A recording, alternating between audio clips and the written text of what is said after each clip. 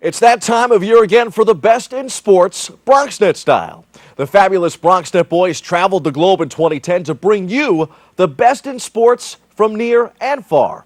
I'm Bobby C, and these are the top 10 sports stories of 2010. Coming in at number 10, Fordham quarterback John Skelton not only makes headlines for being drafted by the Arizona Cardinals, but before the season is over, Skelton becomes the first Ram QB under center to take a snap in an NFL regular season game since Ed Danowski played with the New York Giants in 1941. Skelton, like he did on so many Saturday afternoons at Rose Hill in the Bronx, would go on to win his first NFL start. When it comes to winning, no one in sports is more familiar with the word than NASCAR's Jimmie Johnson. Like Skelton, Johnson makes Bobby C's list for the second straight year. Johnson, the 2009 AP Male Athlete of the Year, became the only driver to win 5 consecutive championships in the Sprint Cup Series in 2010. No surprise, he was named Driver of the Year. Johnson pulls in at number 9. No wonder they call Johnson Superman. It was a super year for the improbable champ. The San Francisco Giants came out of nowhere to win the World Series. The Chicago Blackhawks took home the Stanley Cup, and the New Orleans Saints got things rolling early in 2010 for the improbable champ by winning their first Super Bowl in franchise history. The Saints downed Peyton Manning and the near-perfect Indianapolis Colts. Who dat? That's number 8. Let's look back. This Sunday's Super Bowl will not only match the 2 best teams in the NFL, but also features the 2 best QBs in the league. Super Bowl 44 could become a shootout with NFL MVP Peyton Manning and New Orleans signal caller Drew Brees emptying their firearms in sunny Miami. When the dust clears, the question is, which one of these gunslingers will be standing? It's a little bit of controlled chaos out there, but we're just trying to get all on the same page. And I feel we're at our best when we're not having to make all those calls. We can just get up and run the play. When you're able to switch guys up and move them around a lot, all of a sudden it puts a defense in a tough spot where maybe all of a sudden they blow a coverage and a guy pops wide open, or all of a sudden you get a matchup that favors you. The Colts marched down the field and had their eyes on the end zone when Tracy Porter had different plans, returning a game-breaking INT 74 yards for the clinching score. The Saints had done it, 31-17, their first Super Bowl in franchise history. Drew Brees was masterful, completing 32 of 39 passes for 288 yards and 2 TDs. Who the champs? The New Orleans Saints, that's who. Improbable is also the word orange and blue fans use when talking about the Knicks' chances the past few seasons of ever returning to glory. But the signing of Amar'e Stoudemire has certainly changed things in New York. The new-look Knicks take lucky number 7 on my list of the top 10 sports stories of the year. And of course, we were there to see it unfold. The Orange and Blue received a pretty nice $100 million consolation prize in All-Star big man Amar'e Stoudemire. With the signing, Amar'e, the new centerpiece of the Knicks franchise, gets reunited with former Phoenix head coach Mike D'Antoni. Stoudemire outlined his goals for the 2010-11 season. We want to win, make the playoffs, go even further. I think we're ranked top 8 in the East, but we're looking to accomplish even more, so we have to make sure we stay focused. The Knicks will also have a new playmaker at the point guard position after signing former Charlotte Bobcat Ray Felton. Felton, who guided Charlotte to the postseason last spring, talked about what the Knicks need to do to get to the playoffs this year. I'm not going to come out and say, no, we're going to make the playoffs. I'm not going to come out and say we're going to win a world championship. I think we can go as far as we want to go, but at the same time, I feel like, we got to get better each and every day. The Knicks are back, and so is college football at Yankee Stadium. 2010 brought some old friends back to the ballpark at 161st. The 6th spot belongs to Army and Notre Dame, who made some new history at the house that Steinbrenner built. Welcome to Army Notre Dame, the next generation.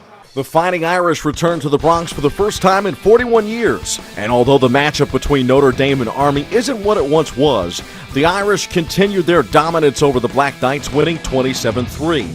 For one night, like in the glory days of yesteryear, Yankee Stadium became a college football paradise. Only this time, the new ballpark got a chance to play host. It was an exciting atmosphere, and I know that our kids fed off the energy that was here in New York for the past 48 hours. So very exciting for our football team to be here at Yankee Stadium and play well. Historic is the proper word to describe this year's Pro Basketball Hall of Fame class.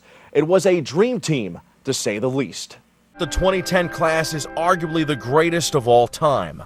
The focus this year was more on teams than individuals. Charles Barkley, who like so many of the other members of the 1992 and the 1960 USA teams are all enshrined individually in the Hall of Fame, still recalled the gold medal summer as one of the greatest times of his life. Charles, you ever look back and say to yourself, when 1992 was going on, that you didn't realize how great it was and when it was actually happening, but years later looking back, you say to yourself, what an unbelievable team?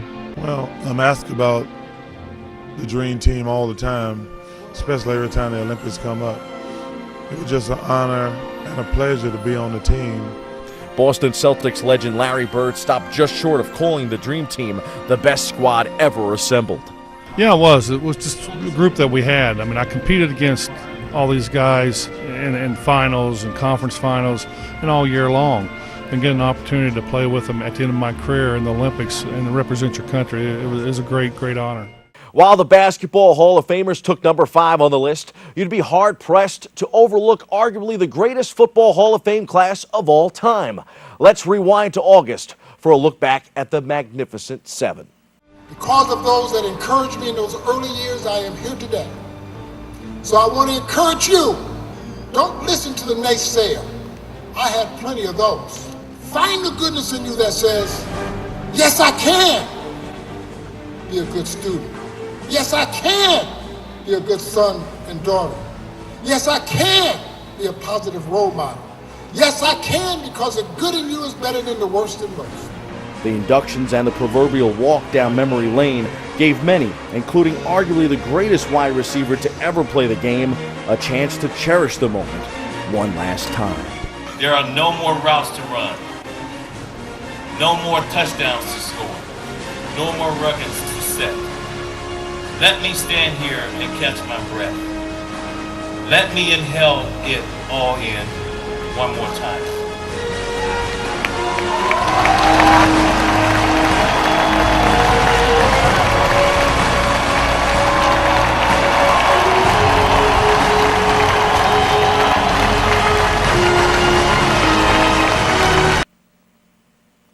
We're down to the final 3.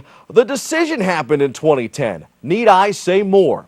LeBron, what's your decision? In this fall, man, this is very tough. In this fall, I'm going to take my talents to South Beach and join the Miami Heat. And enough of that. We're back in the Bronx, and we're just fine with our talent staying here in New York, LeBron. After all, that's where everything big in sports happens anyway. Just ask Cam Newton, who recently took home the coveted Heisman in a landslide. Here's number 2. I feel like I'm in a dream, and I haven't just woke up yet, and it hasn't even came onto me, what I have just accomplished. And the top story from around the world of sports. How about the passing of 2 baseball icons in the Bronx? The greatest owner in pro sports history, George M. Steinbrenner III, and the voice of baseball, Bob Shepard. The BronxNet cameras were there to capture it all. The Yankee owner died of a massive heart attack the morning of the All-Star game. Steinbrenner heard the news on TV as he was getting ready to attend the wake of longtime Yankee announcer Bob Shepard, who passed away 3 days earlier at 99. Steinbrenner called the Yankee PR office to confirm the news and then spent the rest of the day fielding calls from family, friends, and the media, offering both their condolences and asking for his thoughts on the man who won 7 World Series titles and 11 American League pennants during his 37 years. George was always a fixture at Yankee Stadium. He was always in back of me. I was his good luck charm. And he used to tell me, come on, Bill, get it going. And he used to say, George, don't worry, we're going to win the ball game. Steinbrenner, affectionately known as Bill the Baker to George and many of those in the media, has been a fixture in the Yankee Stadium press box since 1976. The Brentwood native had a ritual of bringing chocolate chip cookies to Yankee Stadium, and the two became fast friends. On June 26, 1976, he surprised me that day. He said, how would you like to sit with me today? And I said, yeah, sure, George. Then I come up to the press box. I come up, and they said, I want you to be in the press box from now on because you can be more valuable than me down there with the fans and everything. And I said, gee, this is really nice. While many will remember Steinbrenner for his hands-on tendencies and his ruthless desire to win, to Steinbrenner's, George was a lifelong friend whose greatest qualities extended far beyond the baseball diamond, something Bill learned when his mother fell ill and he had a hard time keeping up with the mortgage payments. He saved my home in 2004 from foreclosure. when my mother passed away on September 10, 2003. He told me, Bill, don't worry, I'll take care of your house and everything will be all right. And he kept his word and he took care of everything for me. The Yankees honored the late Steinbrenner and Shepard last Saturday during the team's annual Alzheimer's festivities. Bronx News sports writer Howard Golden, who penned obituaries for both the Yankee legends in the borough's local paper, put the afternoon into perspective and reflected on two men he knew very well. Bob Shepard and the way he lived his life, and the personal decency he always showed to people, the sense of humor, even as a man in the late 90s, is a lesson for people to learn. George Steinbrenner as well showed extreme kindness towards others, including personal strangers to him, whose lives he affected in a very positive and meaningful and strong way. Bob Shepard already has his place in Cooperstown, and Steimers and Company believe Steinbrenner shouldn't be far behind.